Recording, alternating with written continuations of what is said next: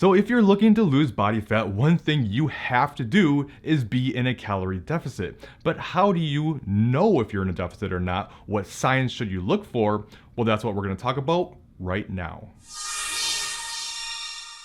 So the first and probably most obvious sign that you're in a calorie deficit is that you're losing weight. However, you have to understand that weight and body fat aren't always one and the same, and you need to make sure you're not just looking at any small snapshots in time, because your weight fluctuates on a daily basis up to several pounds, and that has almost nothing to do with body fat. That's all changes in water weight from things like hormones and stress and sleep and sodium intake, exercise, inflammation, how sore you are, how much food is digesting in your system, how many fluids you drink. There's almost an endless amount of reasons why your weight fluctuates daily. So you want to make sure you're looking at the big picture. And what I recommend doing is, instead of doing something like a weekly weigh-in, what you want to do is weigh yourself every single day. Do it first thing in the morning after going to the bathroom and before eating or drinking anything, as this is the most consistent time of the day. And then what you do is take an average for the week and compare that on a week by week basis. The problem with something like a weekly weigh-in is you're only taking one snapshot in time, and you may be abnormally high or low one week and the opposite the next week, and that can really skew things. For example, you could take a day where you're a couple pounds less than usual, maybe you're a little dehydrated, maybe you had less sodium than usual, maybe you got better recovery, but your average would have been higher. You don't see that though, and then the next week your average actually might have been less than the previous week,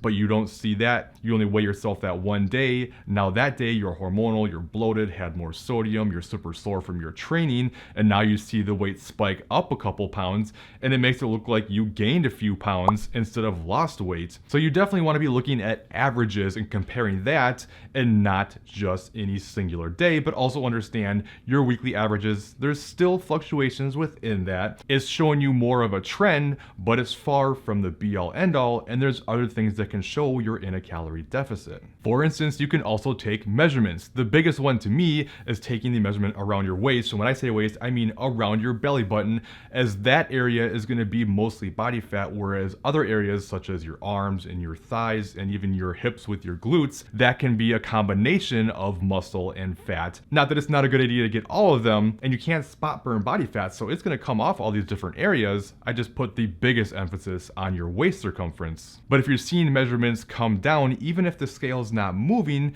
that's a sign that you're in a calorie deficit. And you also have to consider, if you're new to strength training, you might be building some muscle, and muscle has weight, so that weight is added to your frame. So sometimes you'll see big changes in body composition even without big changes in weight, and sometimes people even look better at higher body weights because the training response and muscle is extremely powerful. Now the next one is a big one that not a lot of people do right, in my opinion, and that is looking at visible changes, especially through taking pictures, not just one picture, but pictures from the front, from the side, and the back, because again, you can lose body fat from anywhere, and it's going to come from all over. So you could be losing fat from, say, your lower back and nothing from the front, but you wouldn't see that if you weren't looking all the way around. And I'm telling you, everyone skips this. Don't do this. I don't know a lot of people who aren't at least coached by someone where they have to turn in pictures, who actually physically take pictures and look at them side by side to compare. Most of the time it's just looking in the mirror, going off of memory, and then trying to base that when you're kind of emotional. It just won't look like changes are happening. Plus, it's hard to see changes on a week by week basis. One of my favorite ways to explain this is the paper towel effect.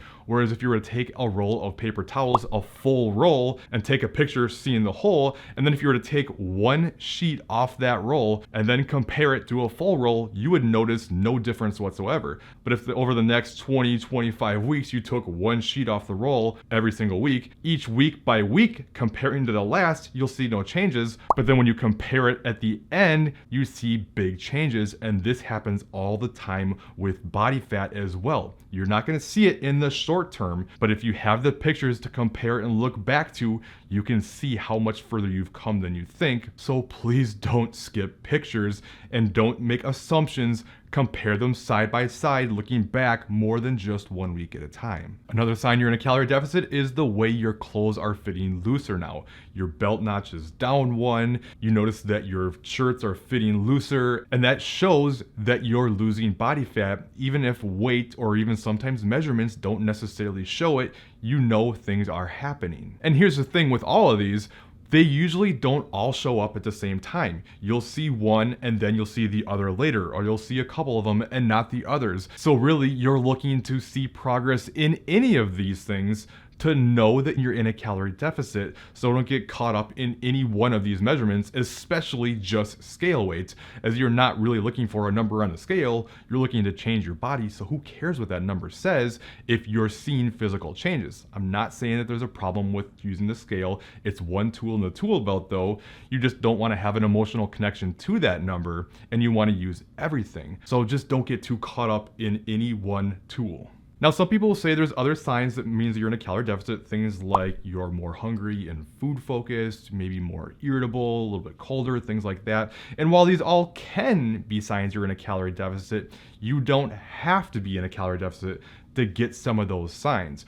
For example, let's say you've been dieting for a very long time, you're well below your body fat set point, your body's now fighting against you and your hormones are in a bad place, but you're no longer losing weight or seeing progress in any of these other areas, even though you're really food focused and feeling like crap. If you're not losing, you're not in a calorie deficit. Remember, your maintenance calories is a moving target and your body will adapt to the dieting you do. And honestly, anyone who's gone through a big diet and gone well below their body fat set point and then tried to reverse diet out, most people would probably agree you can be in a calorie surplus and still be extremely hungry until those hunger hormones improve. So while yes, it's common and should be expected to be more hungry when you're in a calorie deficit, to me, that alone doesn't mean you're for sure in a calorie deficit. We're looking for the physical changes, not just how you feel.